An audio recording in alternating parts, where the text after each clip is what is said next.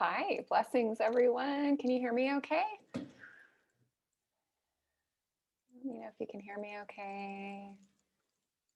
Looks like sound's working all right. Yes, great. Okay, thank you. Hi.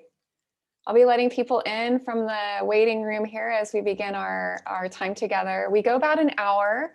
I'm just letting you know that if I seem a little distracted at the start, that's what I'm doing. Yeah, so welcome. We go about an hour, and we are going to be talking about, a few different themes that all play into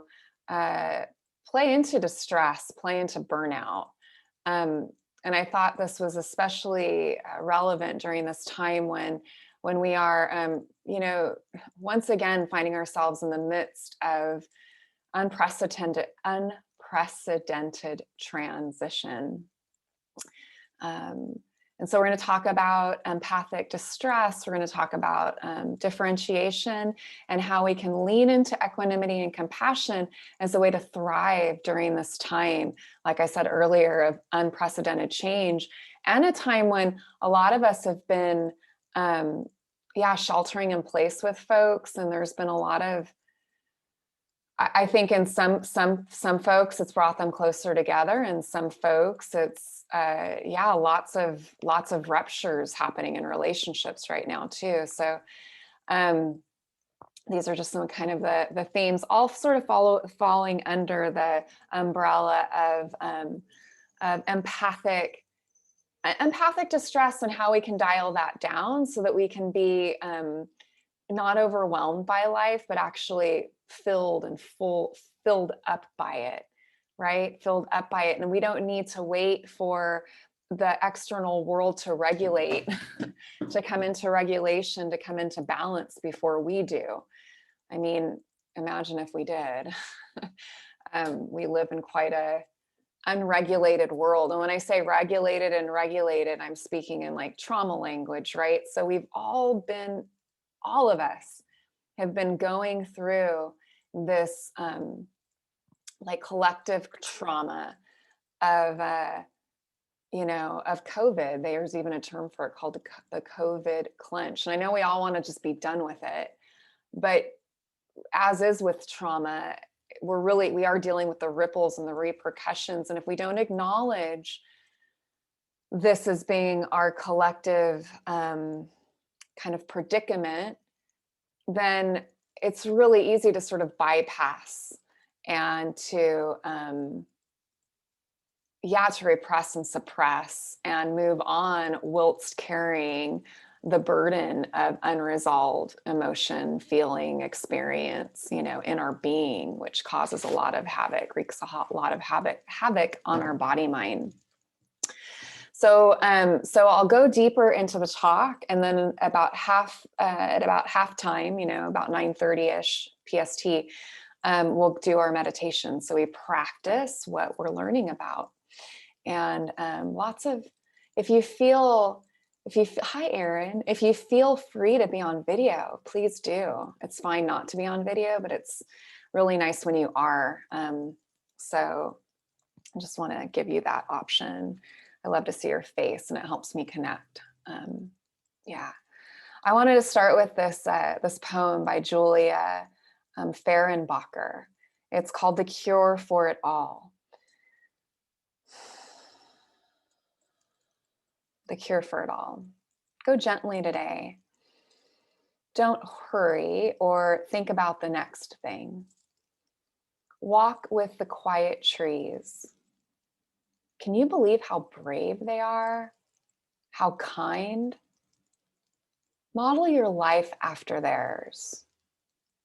Blow kisses at yourself in the mirror.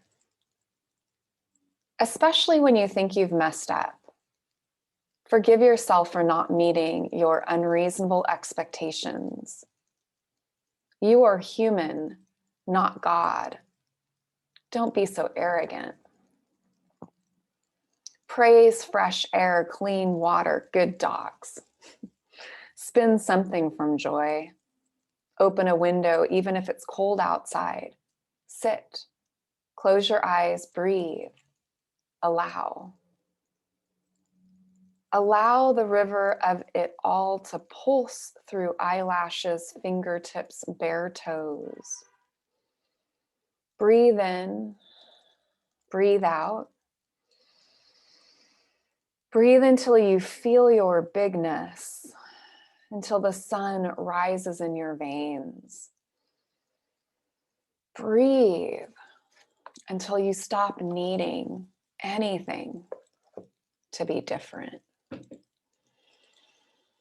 This is equanimity, and we'll talk more about that as part of this talk. But before I dive into more content, I always like to mention 3 points, as those of you who come regularly know. Before I go into the 3 points, let me hear from you in the chat. What is your intention? What brings you to our sit today? Yeah.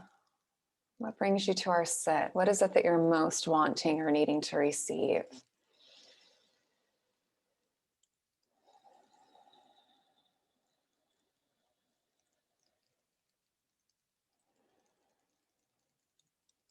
And welcome Erin and Harry and Angie and Sandra and Emma and Sarah in Portugal. Hi. And Anna and Tina and Emily and Marilyn. The fabulous perspective you always provide. Thanks, Tina. Oh, I'm glad you're here. So glad you're here. Balance and calm. Yes, Anna. Wonderful. Balance and calm are words that really do describe equanimity.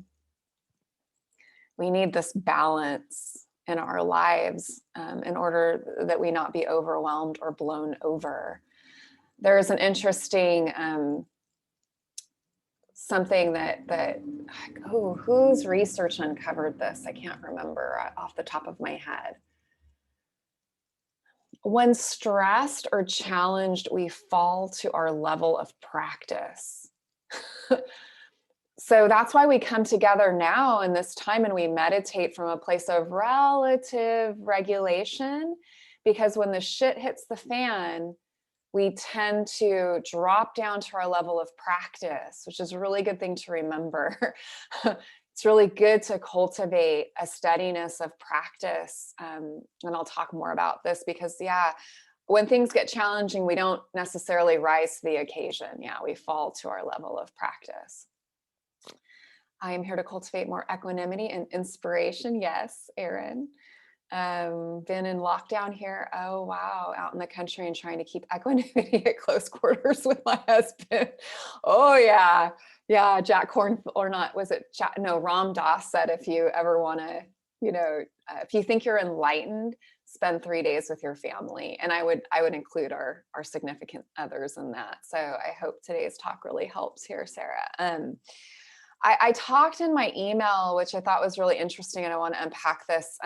Most of us here, I'm sure, would identify as being empaths or empathic. And I hear from a lot of clients like, oh, I get exhausted. I get overwhelmed by other people's emotions. And so I'm going to break that down a little bit. If you can relate to that, if you can relate to being porous. This talk will help you a lot. What we're going to ultimately do is connect more deeply to the inner refuge. That there is indeed an inner refuge, a safe haven, a shelter from the storm that we can get to know. Like a lot of it is like, it's like just like a lot of our practice is about getting like familiar with it, what that inner refuge is. It has a lot to do, in terms of your embodiment with your spine. There's a natural kind of a strength, dignity that's inherent to the spine when we sort of like, even right now, you're probably doing it, you're like sensing your own spine. Roshi, Joan Halifax talks about having a strong spine and a soft front. We can have a soft, open heart but not be kicked around, you know, not be, we can still have our spine, our assertion, you know. And so we will be remembering throughout this talk and this practice of the inner refuge. All right, let's talk about undifferentiated empathy. We're going to talk about this before we even go into our 3 points. Because I mentioned in my email that it's actually not empathy that's the trouble. And the erroneous term that's used is compassion fatigue, but that's actually, there's some misunderstanding in the way that that's termed. Compassion doesn't fatigue. Compassion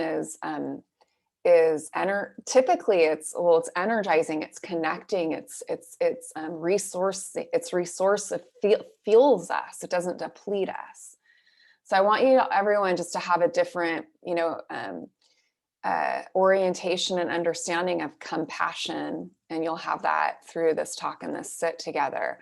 But empathy that is undifferentiated does exhaust us. Absolutely.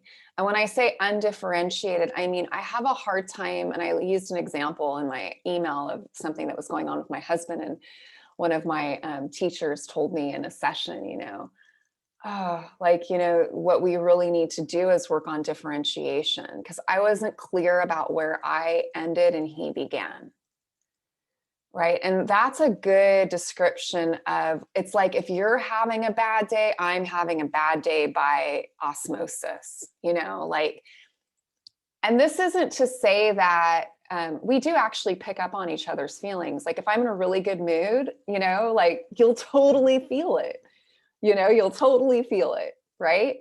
And if I'm in a bad mood, if I'm crabby, if I'm anxious, if I'm grumpy, if I'm irritable, you will feel that too. We have mirror neurons. So this is not to discount the human capacity we have to pick up on each other's kind of emotional state through mirror neurons. And this is important to understand too when it comes to being with somebody else and differentiation, because it's possible that, you know, that it needs to be taken into consideration. For example, like in order for me to really regulate my nervous system, sometimes it's important for me to be away from like my husband and my kids, even if it's like to take a bath or something like that. So but then there's this like codependency thing that we have with others, where it's like, we're not catching that whatever the other person is experiencing is actually triggering something in us. And rather than focusing on the other, what's wrong with them? How can they get better? How can I fix them? We're just doing life, you know, rather than trying to fix that person. The first piece, and this is number one, is of differentiation and reclaiming our own experience, is to start to name whatever that's happening in relationship, right? So this could be with a significant other, this could be with anybody really that you have challenges with, and you can sense that you might take on their feelings, right? And I'm doing this because I just want to like this piece, when we clean this up, it really changes a lot of this like porousness that empaths feel. When we start to realize that if we feel it, it's ours.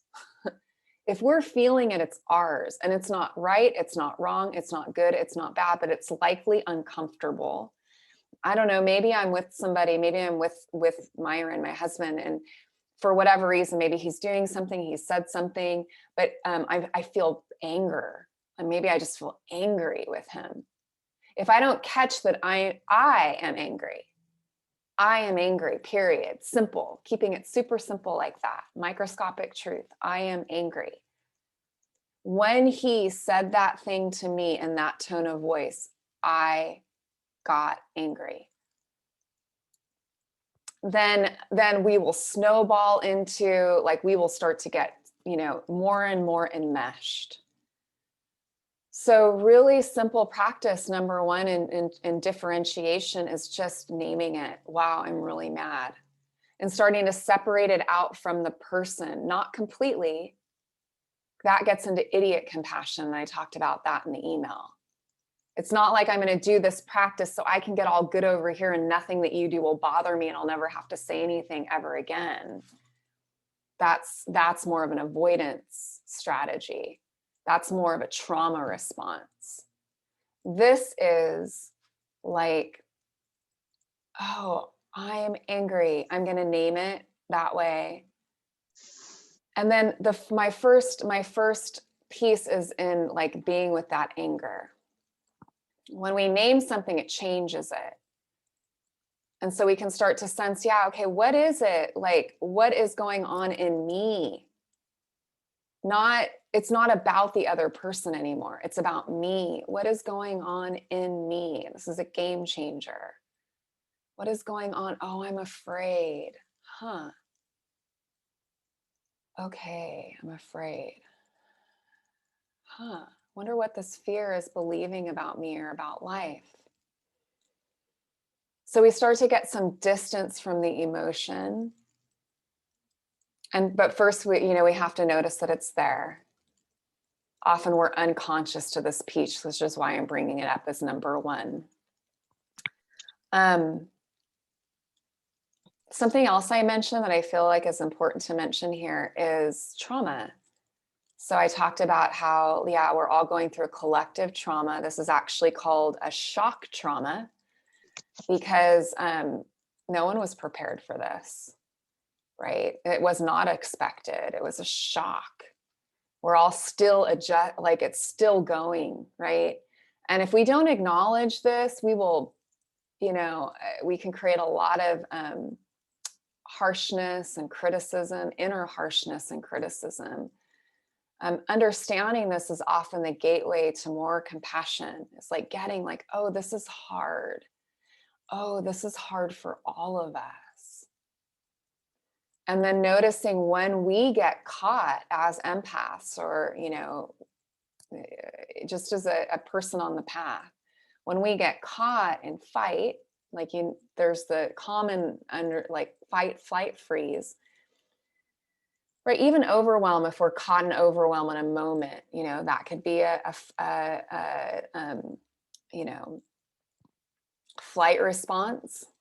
Could be some flavor of trauma response.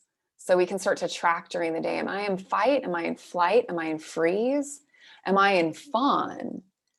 We're just learning about fawn. Fawn is like, okay, who do I need to be so I don't ruffle your feathers and you don't yell at me or get mad at me or get disappointed in me? Probably because when I was growing up, I had a caregiver who was hypercritical. And that could be one reason why now I'm really good at sort of like feeling out other people and sensing like, who do I need to be so that they can be okay? Right. If we grew up with a parent with depression, for example, it was like we might have really wanted to be perfect so we didn't exacerbate their depression because as kids, we believe everything is our fault. And so we are the cause of everything. And so if a parent isn't functioning optimally, we're searching for who do we need to be so that we can get the care that we need. That's sort of, it's unconscious, right? And so, and then when it shows up in our adult life and it's taking control and taking over, that's not a good situation to be in. So why we talk about this and bring it to light is to unhook from it a little bit. The more we can see, the less hold it has on us. And so naming is the first one. What's happening with me? Never mind the other person. What's going on with me? And what happened? What precipitated it? Was there words exchange? Was it just the thought of them? Was it them coming into the space? Like we can get kind of curious about that. But we want to take blame out of the equation. They are not causing you to feel anything. They're just doing their thing. and you're having feelings about it. And the more we fixate on the other person, we totally lose our power. Now the other person is completely in charge of how we feel, you know. And I'm simplifying things, but I hope this is landing and making sense in your experience. The second piece of this is that I want to speak to is remembering your strength. And I mentioned this earlier, and I want this all, like, I want everyone to take this in. Like, all of us just take a moment to reflect on our strength, because we often don't. We're often unconsciously reflecting on our weaknesses, on our problems, and we're sort of unconsciously practicing this, like, I can't do it, you know, I can't. But when we consciously remember our strength, like all of us here, we got here, you know, to the sit together through a really, it's been, you know, a tumultuous time. There's strength all of us have, right? There's a story of strength for each of us that has kept us here and why we're here.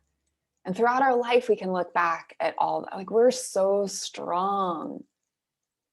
And when we just remember that we really can get through, not just get through anything, but we can, like, when we really understand that, when we have conscious connection with the strength that we have, we become, you know, more fearless, more willing to, you know, take risks, to do things that we've never done, to, like, experience the juice of life, you know. Which, as we get older, I find it's, like, even easier to sort of like kind of stay in your grooves, right? My husband and I were talking about this the other day, like looking forward at when the kids are, like, you know, out of high school, in college, or whatever, you know, they're doing, but they're grown up, right?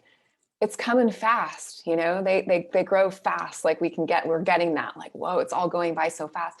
What's next for us? What's next for us? What's next for you? What's next for me? We have to give ourselves permission and space to incline towards possibility. And part of what gives us that is the reflection on our strength, that there is nothing that we can't figure out. There's nothing we can't figure out. Often the nervous system is reacting in such a way that it feels like this thing is really, really dangerous and scary. And oh my God, it's like the fire alarm going off when the toaster burns toast, you know? But we can, like, you know, like, okay, you know, sometimes it can just be a word. It's like, I can figure anything out.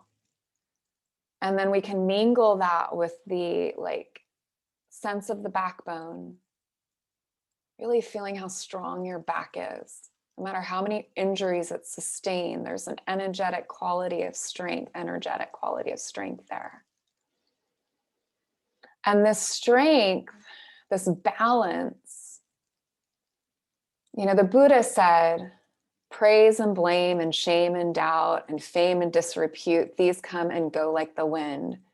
Stand as a tree amidst them all.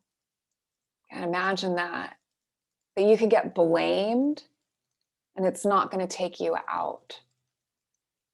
That you could get praised, but it's not going to be something that you cling to, because, you know, opinions are opinions. This is equanimity. There's something through it all, this inner refuge, this, like, awareness that's always shining through, that I can take refuge in. And it's there whether I'm on top of the world or, you know, I'm feeling really bad or whatever, you know, it's there no matter what's happening in my life. And so we notice what we get hooked in, how we try to mold life into the way we think it should be. And we soften our grip around that. We start to realize that we are not the center of the universe. I mean, I have to realize this over and over and over again in my life still, There are so many different causes and conditions that come into anything happening. It's never, ever just my fault.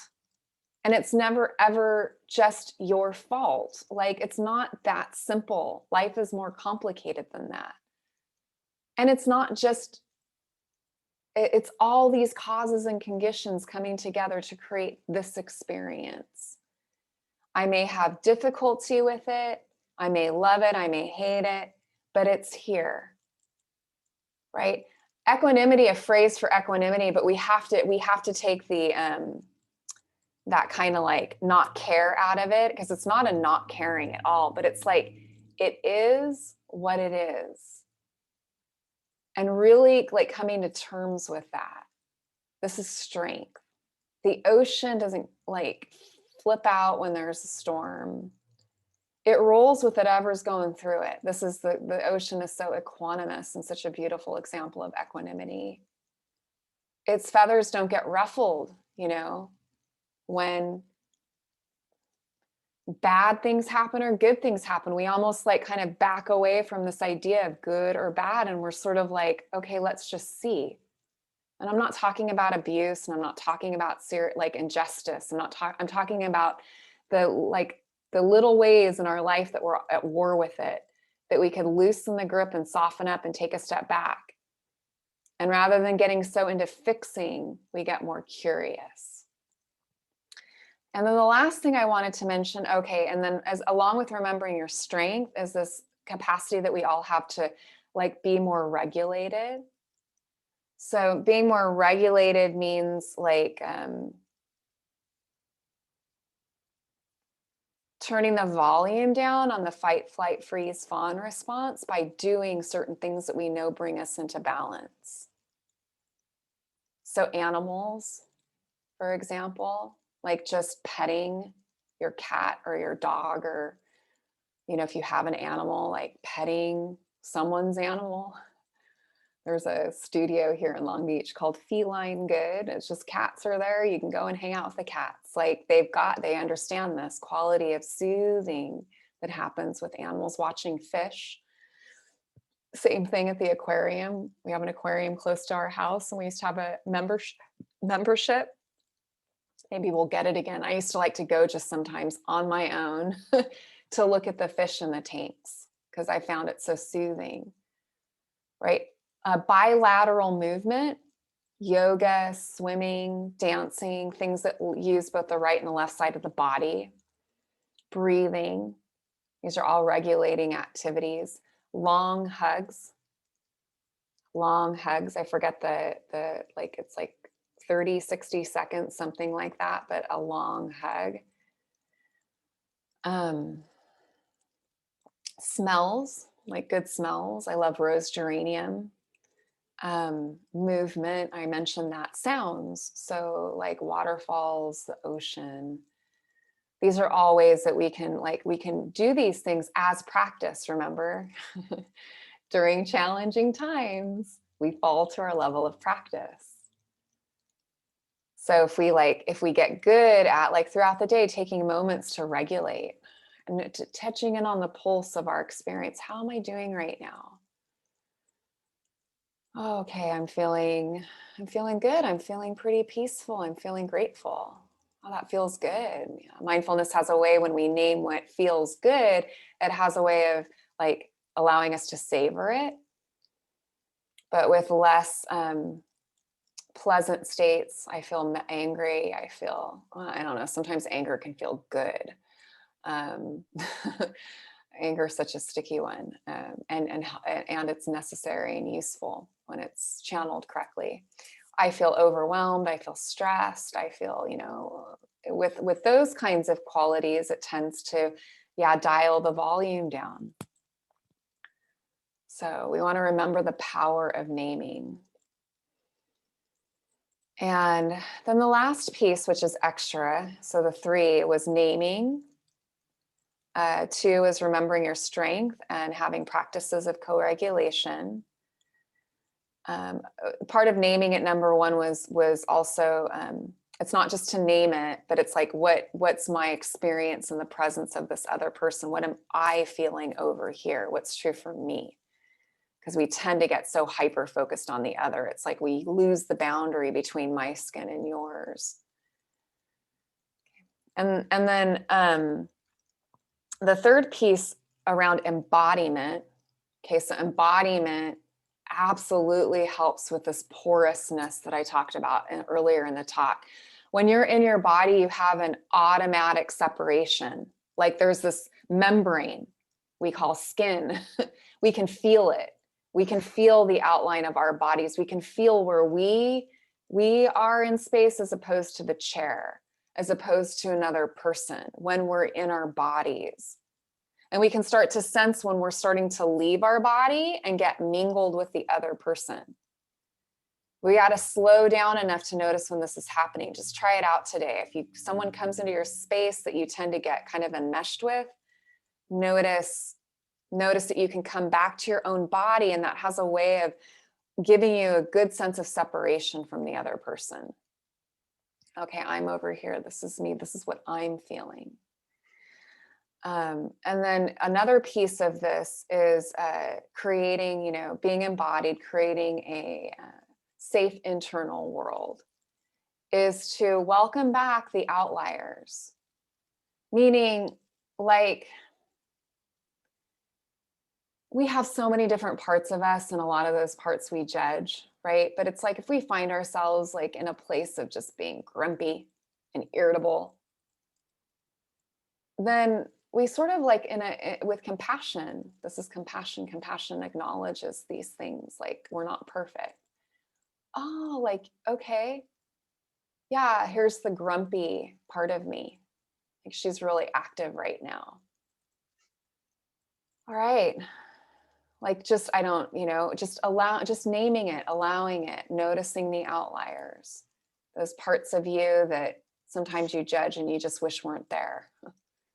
Can be really helpful to name them, to like understand that they too belong. All the parts of our being belong. All right. I hope there was something useful for you there. We're going to transition to our sit. At this point, I just like to mention that these talks are offered by donation, and your donations really make a difference. And so you can PayPal me or Zelle me or Venmo me. I'm on all the things. I'll put my Venmo handle in the chat. Hi, Katrina. Oh, hi, Candace. I just wanted to say that what resonates with me is everything, but the part about what you said about who do I have to be in this moment and stuff, because with me, with my situation, right, it's easy for me to get trapped, right, in that kind of way of not having a choice, but just to notice, oh, I have to be like calm and stuff like that, and just so like I stay present with myself and don't get trapped around the emotion of what's going on, because I live in like receiving care. And also the part about how you said when you talked about giving like long super hugs, like I used to do that all the time, and I gotta be honest, like I totally love it. And I just remember, like, I just got a sense of, I totally miss it. Like, I totally crave it. And the thing is with this COVID, like, nobody wants to do it. Like, everybody's in so much fear. And the part about that you said, like, fear is in everyone, like everywhere, and it's so true that naming is just really powerful. And I'm gonna send you $5 through PayPal. Thank you, Candace. Thanks for sharing that. She read my mind. I was going to ask you to pop in the chat what's landing for you. So if anyone else wants to do that, and then we'll set ourselves up to be comfortable.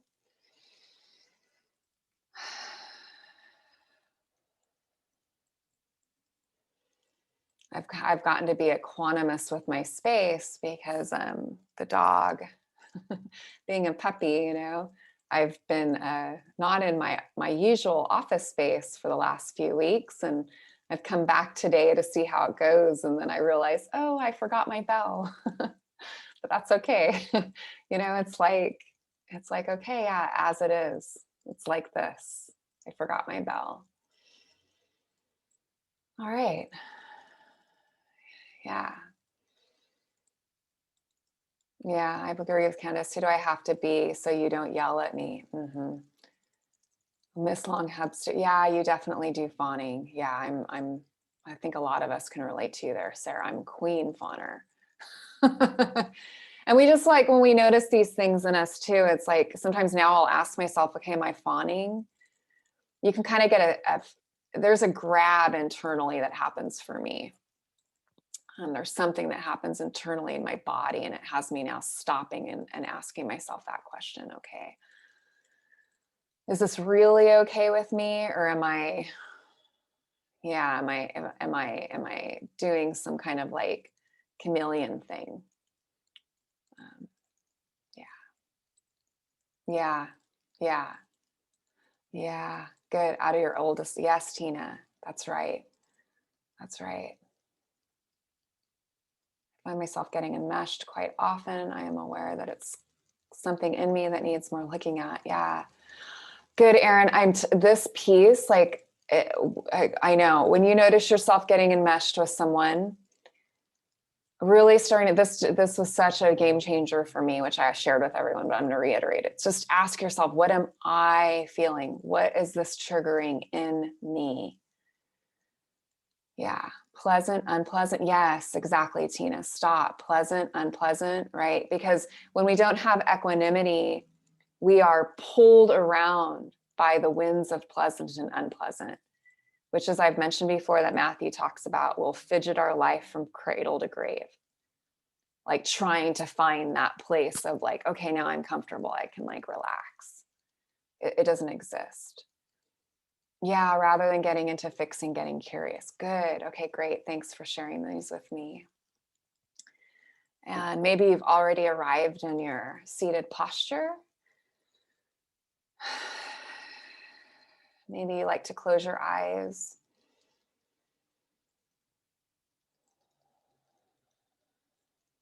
Or keep them open with a soft gaze.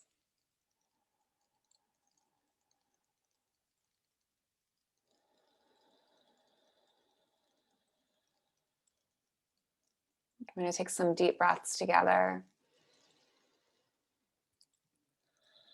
And then we'll let go of altering the breath in any way. So let's take a deep breath in. Exhale completely.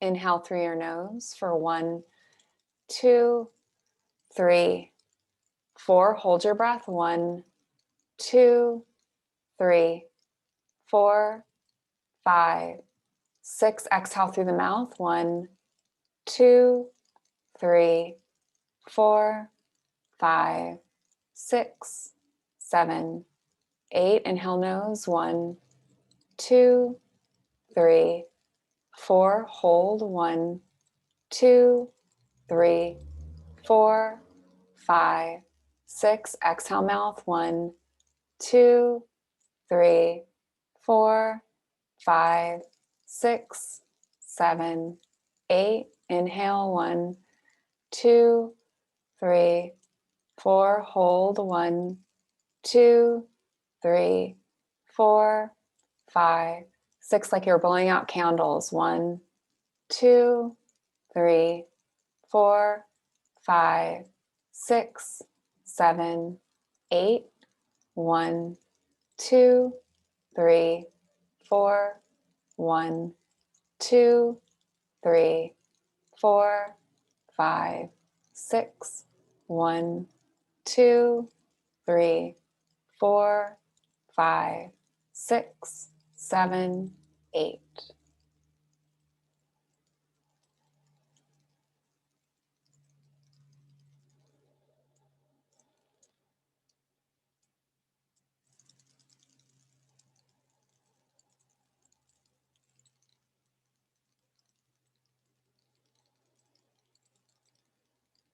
There's nothing here you need to manage or control or figure out.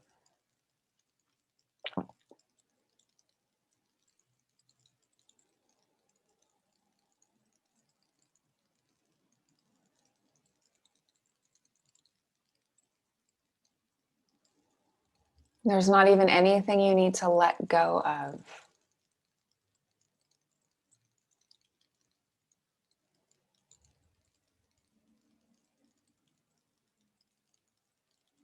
The mind is so used to sorting everything out, it doesn't need to do that right now.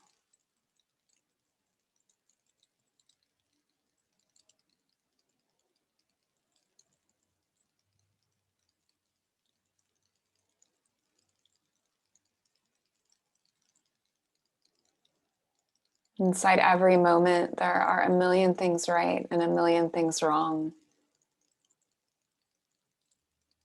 And you don't have to manage any of it.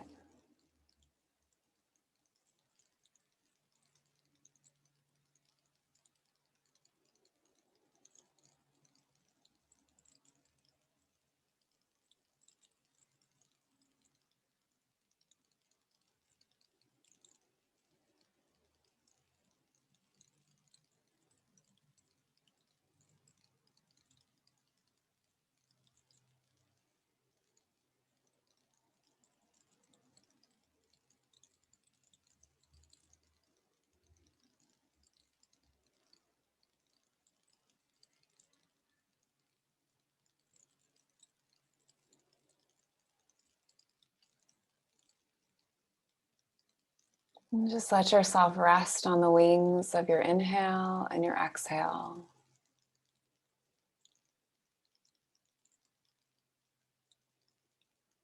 Becoming intimate with the breath, like it's something important to pay attention to.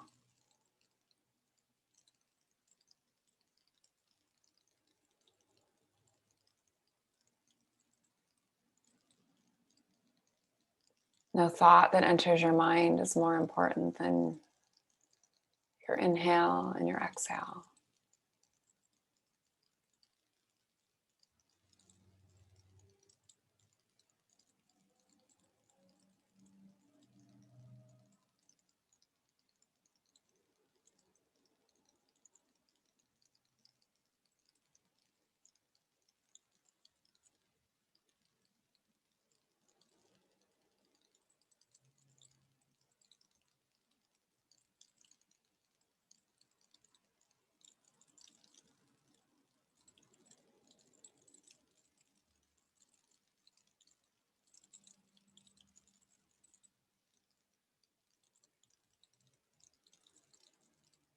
Be all the way in your body.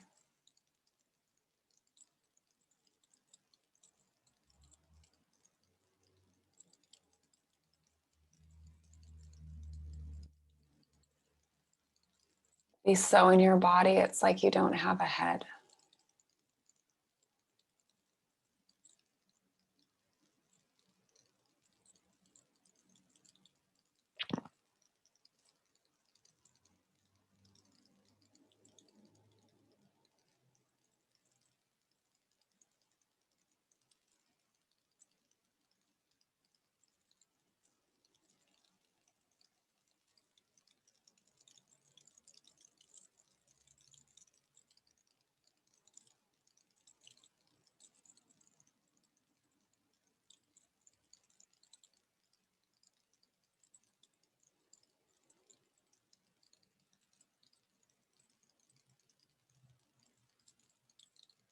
You don't need to know where it's all going. Just to be with the breath is enough.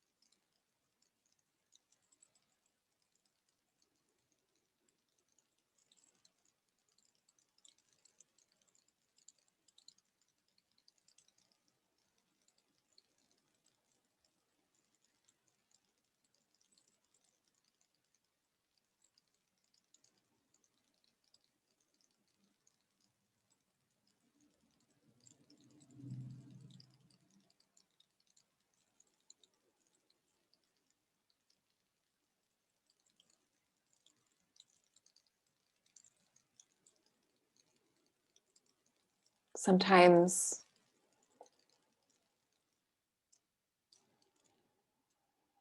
we have a sensation or emotion or a thought.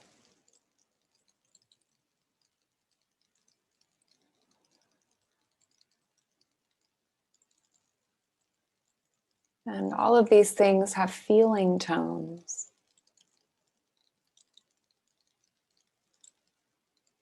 So we can also notice, oh, pleasant, or oh, unpleasant.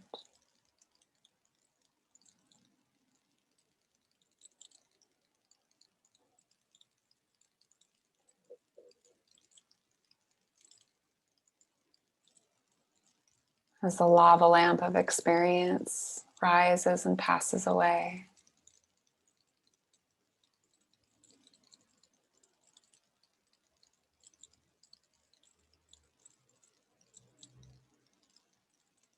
So noticing not just the experience, but its feeling tone.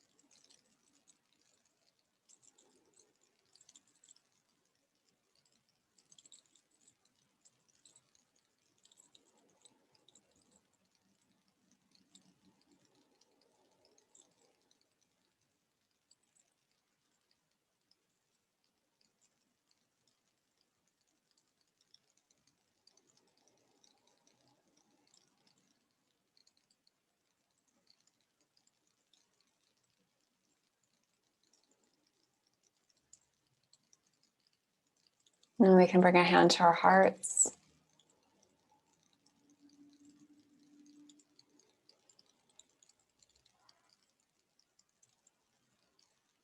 We can sense the immediate supports that are here, like the chair under you, or whatever you're sitting on, the room that you're in.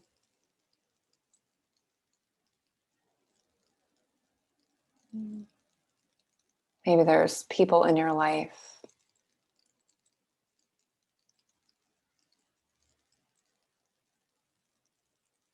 Who you know, are there and love you in their own imperfect way, just as you are.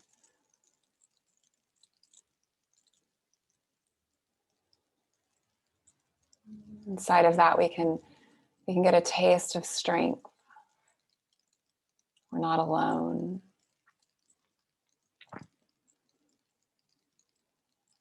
We can even sense the community of practitioners gathered here together.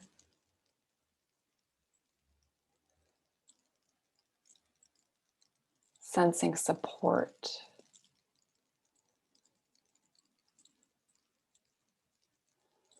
The strength of the spine. I'll start the equanimity chant. You can join me when you're ready.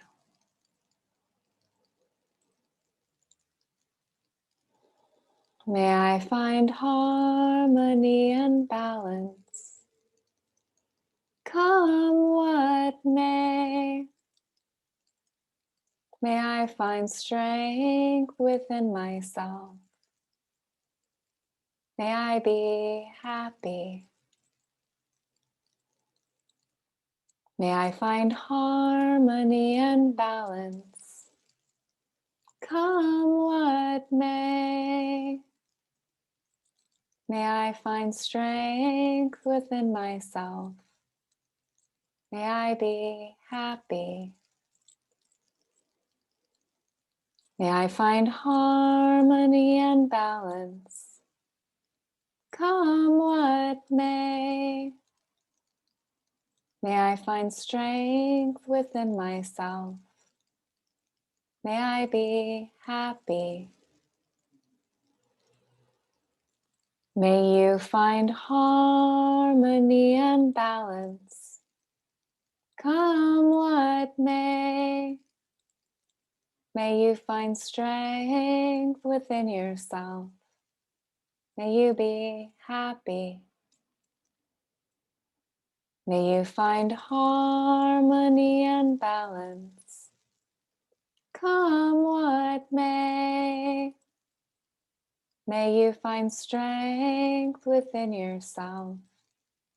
May you be happy. May you find harmony and balance, come what may. May you find strength within yourself. May you be happy.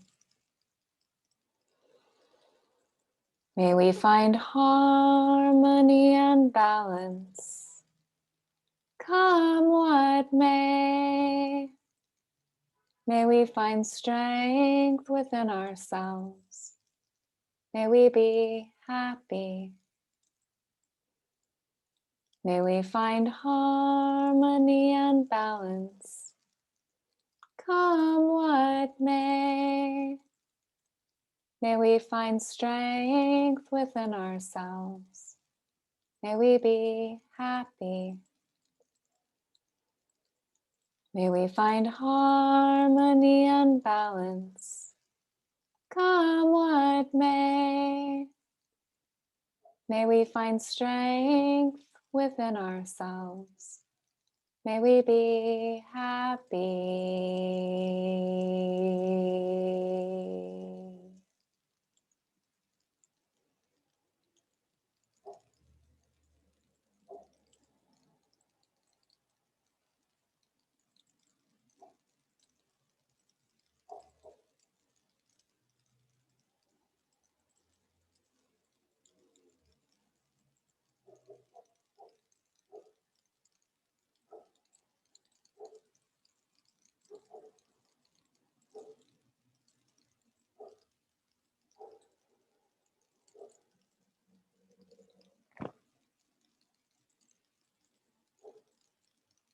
And maybe just taking a nice deep breath in, sighing it out. If your eyes are closed, you can flutter them open and orient to your space.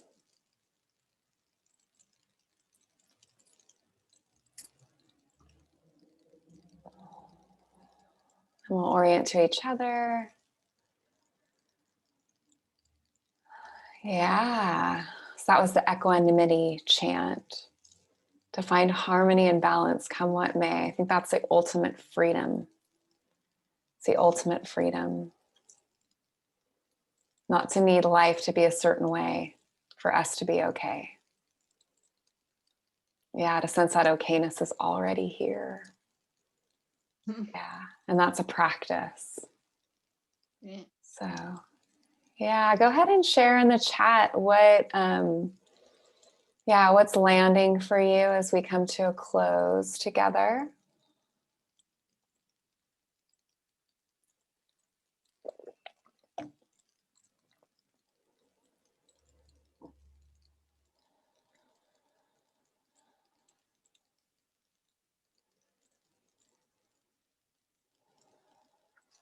I'm looking at the chat with Tina's comments. Stop, pleasant, unpleasant. That's like exactly noticing when something's going on. Stop, and then notice, is this pleasant or unpleasant? Because we know if we don't catch the pleasant, unpleasant, we will try to hold what's pleasant, right? And we'll try to push away what's unpleasant without even knowing it. Create a lot of problem for ourselves. Yeah. That's good, Tina. Ready to tackle the day without murderous sensation. Well, good thing. Yeah. I always appreciate coming together with you all. You know, Sangha is spiritual community, sacred community. And the Buddha's teachings, it was a necessary part of our practice. Buddha, Sangha, Dharma. So please come next week. Please share these sits with your friends, anyone who you think would be of benefit. Everyone is welcome. Even if they can't make a donation, that's fine. Donations are welcome, but they're not required. You know, so just share the link with folks or have them sign up on my email, karinanickerson.com. But it brings me so much joy to come here with you. It like feeds a part of my heart to be here with you. I love the idea that in times of stress, we could back to our state.